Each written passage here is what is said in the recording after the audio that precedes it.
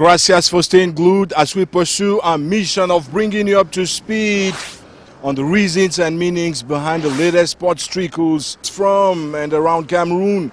And this week, we spill the beans on how the spreading killer Ebola virus is souring relations between Michel Platini and Issa Hayatou.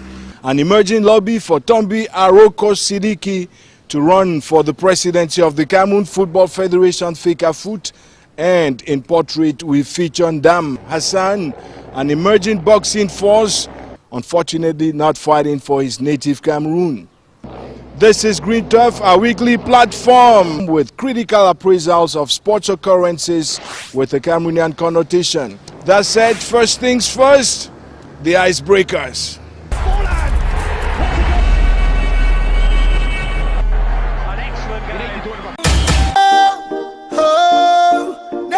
Of hustlers, Mr. Daddy Black, be small boy. DJ Romeo, no be small boy. Until last Friday, October 24, Carlos Tankam, a robust Cameroonian boxing out of France, counted 30 fights with only 2 losses, 1 draw, and 23 knockouts. I know be small boy, no be small boy. Chicana no use me like. But his ambition of grabbing the World Boxing Council silver belt was brutally cooled off after a tough battle pitting him to Russian heavyweight Alexander Povetkin in Moscow. Povetkin, who before the class boasted of 28 fights, Say, this love is over. When are you be 1 loss and 20 knockouts, unceasingly pounded Tankam, knocking out the Franco-Cameroonian in the 9th round before finishing off the bout with a rapid left hook in the 10th round that left Tankam crashing to the ring floor.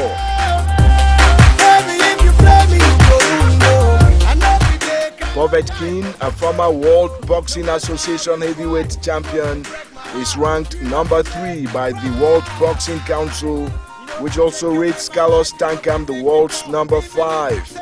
Tankam says he will take a rest and then attempt to repair the damage done him by requesting another big fight in the months ahead. I know go grumble, I know go fumble.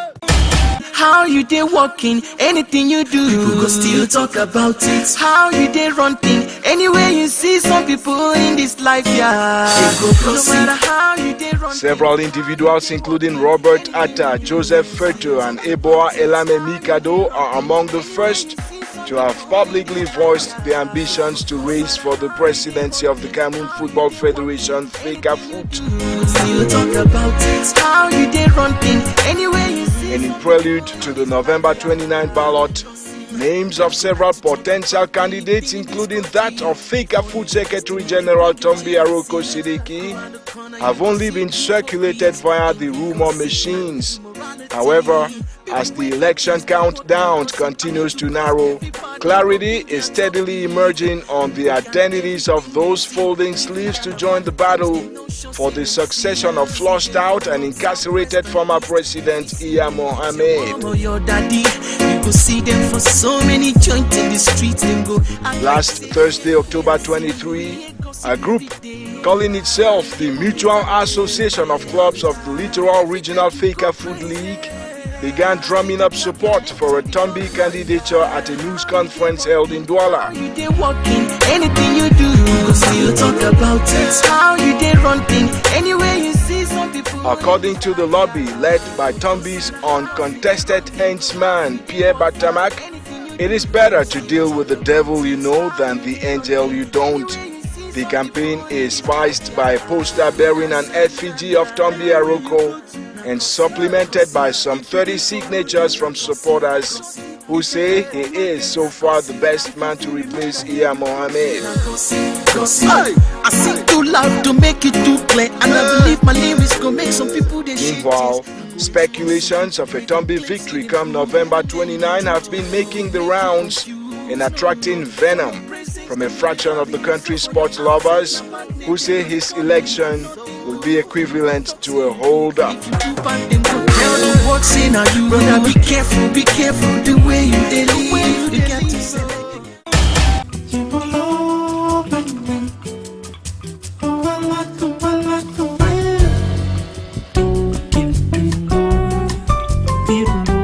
Chess, a board game for two players who move their 16 pieces according to specific rules, with the goal of attacking the opponent's king, does not enjoy substantial popularity across Cameroon. In fact, in some quarters, it is even considered elitist.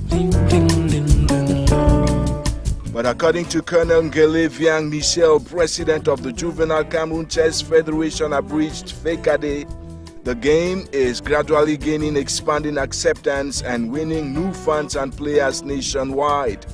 This footage, captured by our cameras in Douala on Saturday, October 25, depicts some of the country's best chess players, including men and women, bracing up for the final of the Cameroon Cup in the discipline, with 16th final round elimination contests.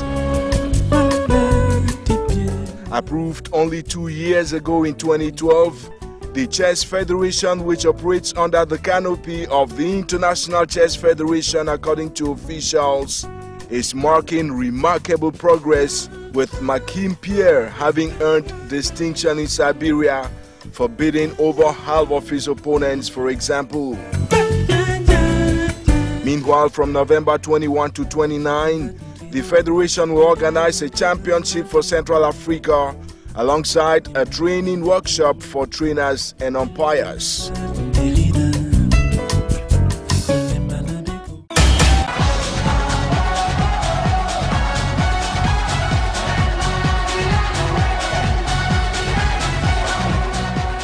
Cameroon senior women's football squad, the Indomitable Lionesses, did not fulfill their declared intentions of bringing home the 2014 Africa Women's Championships trophy.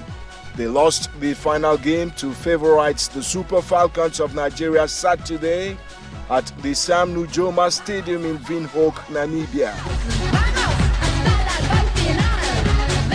But they are being lavished ceaseless praise for their exceptional exploits at the 9th edition of the Continental Gathering, playing without bonuses and no mention of how much they will each earn for their efforts. The girls, led by coach Carl Enongachu, won 3 of their 4 games before the final, beating South Africa, Algeria, losing to Ghana in the group stages, and then whipping the Ivory Coast at the SEMA final to sail through to the final game. And while Nigeria claimed their 7th continental title, Cameroon, who qualified for the 2015 FIFA Women's World Cup even before finishing second, are bringing back home the silver medal, a Best Goalkeeper award backed by Annette Ngondom, who conceded 3 goals in 5 outings. Apart from Nigeria, only Equatorial Guinea have won the Africa Women's Championship trophy in 2008 and 2012.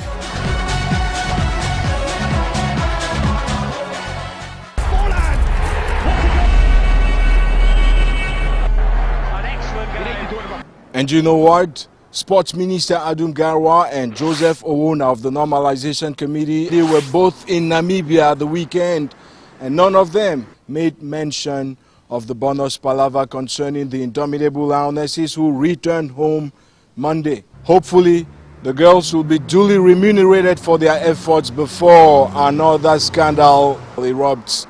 Now, he is 30 years old and measures 1.8 meters in height. Cameroon-born Hassan Dam is currently carving a niche for himself on the global boxing arena, and unfortunately, not for his native Cameroon. Portrait is right around the corner.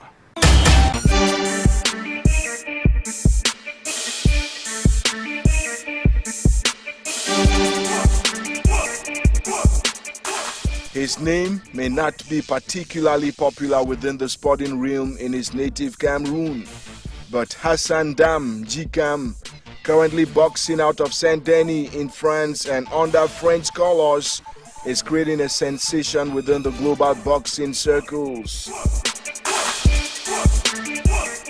In his latest outing in the USA on October 1, the robust 1.80 meter tall middleweight fighter punched the stamina out of Curtis Stevens from Brooklyn, New York, paving the path to becoming the International Boxing Federation's world middleweight champion. Otherwise nicknamed El Fenomeno, the former World Boxing Organization middleweight title holder, actually represented Cameroon at various levels, harvesting a silver medal at the 2003 All-Africa Games in Abuja, Nigeria, and then finishing as quarterfinalist at the 2004 Summer Olympics before turning professional the same year in France, where he won all of his first 24 fights and then captured the interim World Boxing Association middleweight title in 2010. In Saint-Denis, France, he's the former interim middleweight world champion, Hassan Ilnam. Ndam has so refined his talent that mere mention of his name sends shockwaves down the spines of potential opponents for the boxer born February 18, 1984. In fact, many refer to him as a bundle of human steel. So far, he has fought 31 times with 30 victories, 1 loss, no draw, and 17 knockouts to his credit. Against Curtis, Ndam charged in and out, blocking and defending easily and majestically to dominate the American, and emerged triumphant, winning a unanimous 9 out of 12 rounds. After 12 rounds of middleweight action, we go to the scorecards on the line. The #1 and mandatory ranking for the IBF World Middleweight Championship. Jack Reese and Glenn Trowbridge both have it 116 to 111. Barry Bruxman scores a 119 to 108. All to the winner by unanimous decision. The fighting pride of France, Hassan Ilnam. So the former WBO World Middleweight Champion has a chance to be the future IBF Middleweight. Even the likes of Hollywood star Sylvester Stallone could hardly remain indifferent to Ndam's exploits. It's interesting because we're doing another film called Creed now, and it'll be starring Michael B. Jordan and Ryan Coogler, who directed Fruitvale Station.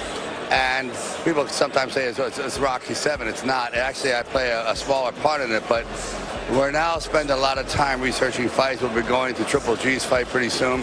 And I find it incredibly passionate. Obviously, it's a very, very dramatic sport. I think it's the hardest sport in the world by far.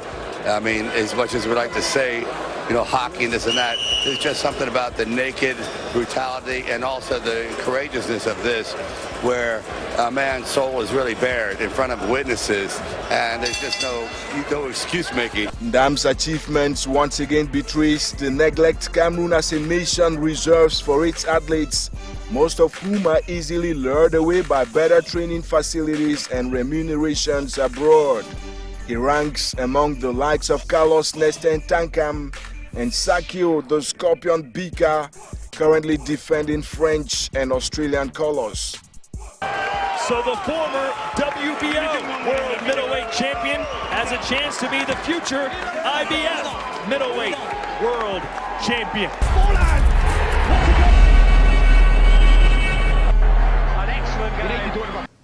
And you may want to note that despite the ongoing massive exodus of some of Cameroon's finest athletes, the government is seemingly nonchalant. About 2 years ago, a modern gymnasium under construction out here collapsed and remains in ruins at Bepanda. Anyway, let's move on to meet a couple of Cameroon internationals who stuck out with their various clubs across Europe at the weekend.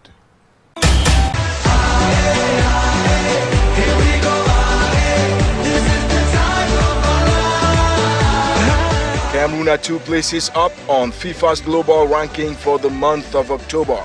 According to the standings hoisted on FIFA's website last October 23, Cameroon have hopped from the 42nd to the 40th position in the world and 7th in Africa. The gains have been attributed to the Indomitable Lions' impressive run since the start of the 2015 Africa Cup of Nations qualifiers, in which they have won 3 games and drawn 1 since September.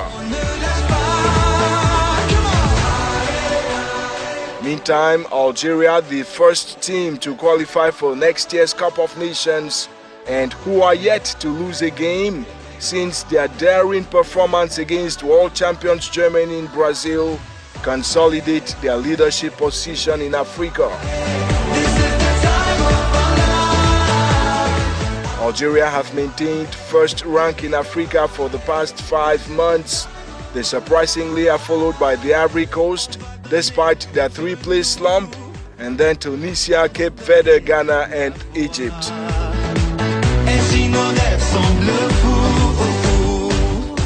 On the global scene, the status quo has been maintained from last month, with World Cup title holders Germany on top and in front of Argentina and Colombia.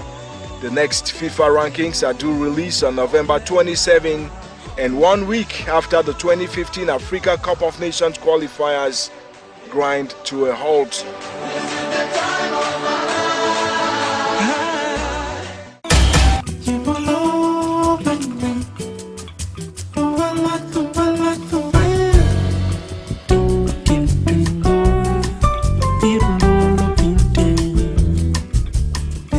Relations between former French international and current UEFA boss Michel Platini and Issa Hayatou, president of the Confederation of African Football (CAF), are on the rocks.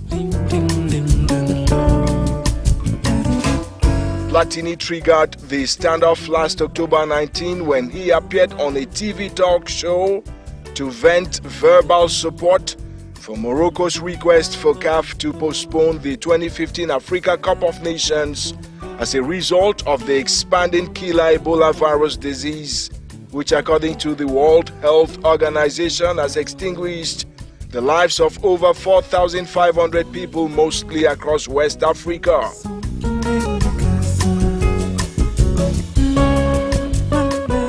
Platini argued that CAF's stubborn decision to organize the tournament at all costs because it wants to, among others, satisfy its sponsors and please partners would be tantamount to placing the lives of millions of people at risk. In a sharp retort contained in a release rendered public last week, CAF interpreted Platini's comments as undue meddling in its affairs, adding it will neither bargain its sovereignty nor allow nosiness into its business from whoever.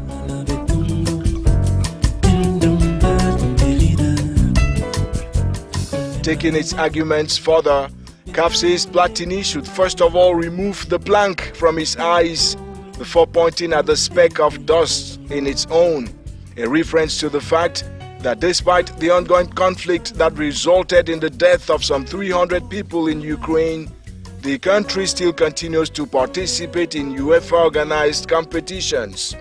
Both Platini and Hayatou are vice presidents at FIFA, which has so far opted for silence over the face-off.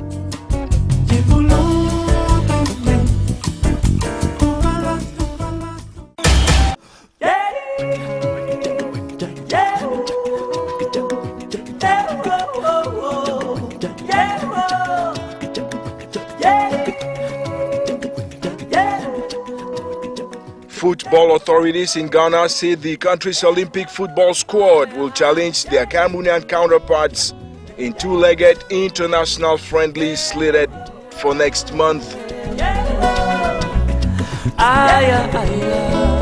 Quoting the West African nation sports authorities, GhanaSoccer.net indicates the matches will unfold in Accra and then Tema at dates to be confirmed. And while the Ghanaians have already engaged training ahead of the encounters, no mention of the friendlies has been heard from the Cameroonian side. Our attempts at procuring a confirmation from the Cameroon Football Federation ricocheted from brick walls of silence all through last week. The Ghanaian request nonetheless is designed to prepare the country's Olympic selection for qualifiers for the 2015 All-Africa Games.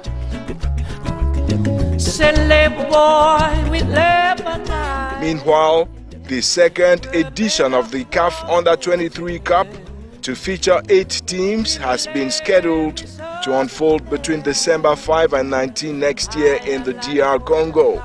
The 3 top finishers will claim tickets for the 2016 Olympic Games built for Rio de Janeiro in Brazil.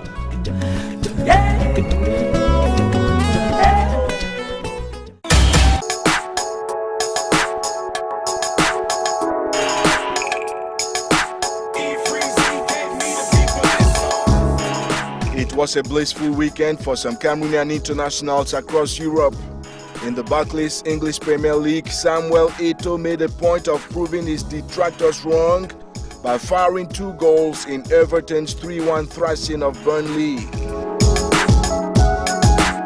The 33-year-old brandished his killer instinct early on in the encounter with a powerful header that raised the curtains before slamming home a second from 25 yards after the break. In fact, Eto'o was denied a hat-trick in the dying minutes following a disallowed goal. Elsewhere at West Ham, Alexandre Songbillong's resurrection continued after 2 wasted years on the bench at FC Barcelona. The former Arsenal midfielder, who has been working to erase the disgrace he fetched for himself in Brazil, was voted man of the match in his side's 2-1 win against Manchester United. Song, who was sent off on loan to West Ham by Barcelona, has since been showered praise, with some plaudits coming even from Manchester United fans. In Turkey, attacker Leonard Queko was the lone scorer, benefiting from a defense mix-up to give his team Rizespor a 1-0 victory at the 87th minute over opponent Sivasspor in a day 7 action. Quaker's goal, his second in the Turkish league this season, follows his opening goal in Cameroon's 2-0 bashing of Sierra Leone last October 15 in a Cup of Nations qualifier in Yaoundé. In France, Benjamin Mukanjo fielded for Reims at 15 minutes to the end of a day 11 Ligue 1 clash against Montpellier, scored his second goal of the season, helping his side avoid defeat and move away from the relegation zone. Away in Spain's La Liga, Alan Yom found the net at the 8th minute in Granada's 1-1 draw against newly promoted Eibar in a day 9 confrontation, while next door, Vincent Aboubakar came in at 15 minutes to full time to cap off FC Porto's 5-0 win. The former Lorient man remains under fire in the Indomitable Lions den after he queried coach Volker Finke for replacing him against Sierra Leone in the last 2 Africa Cup of Nations qualifiers in Yaoundé.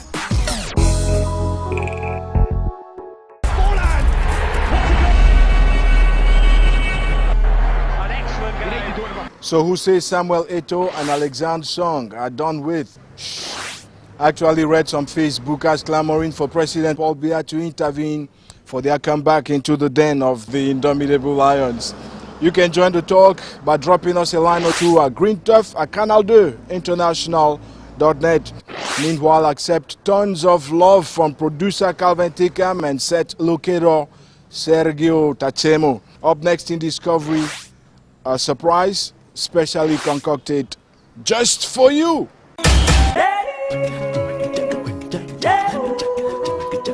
In prelude to the 2014 World Cup in Brazil, Cameroonian football authorities undertook numerous missions abroad with the goal of convincing several footballers with dual nationalities and scattered, especially across Europe, to consider joining the Indomitable Lions ranks for the big event. But the efforts only culminated in a sheer waste of taxpayers' hard-earned money.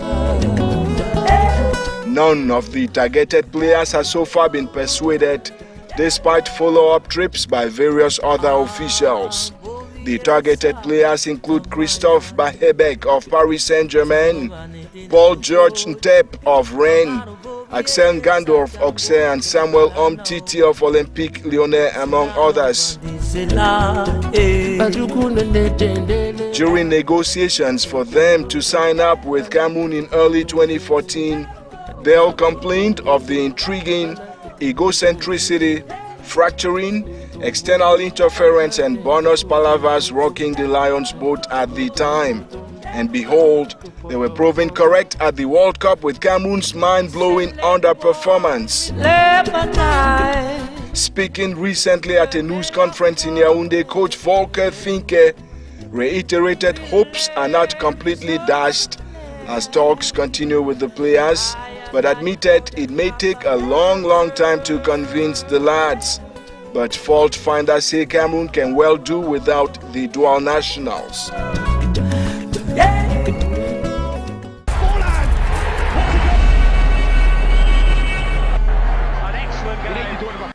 So here we are back from the field. It was a hot and steamy day in Douala. We're back in our studios in Accra, of course, in the heart of the economic capital. Now, if you loved this week's bundle, why don't you go ahead and tell your neighbor? If you didn't, please tell us. And it's on that note that I want to tell you that I give you my special apple if you go ahead and tell your neighbor to watch another edition of Green Turf next week at exactly 5:30 p.m. on Tuesday. There's always going to be a rebroadcast at 10:30 a.m. on Friday. Until then, shalom!